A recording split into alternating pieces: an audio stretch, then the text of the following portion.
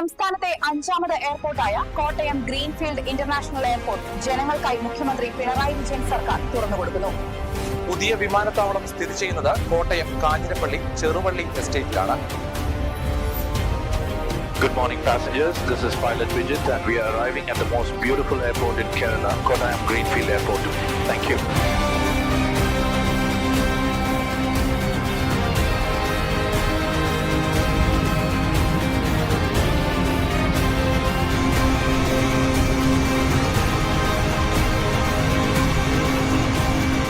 Hello guys, ഇതാണ് നമ്മുടെ പുതിയ എയർപോർട്ട്. ഇവിടെ നിന്ന് ഇപ്പോൾ ശബരിമലയിലേക്കുള്ള ദൂരം വെറും 50 കിലോമീറ്ററിൽ താഴെയാണുള്ളത്.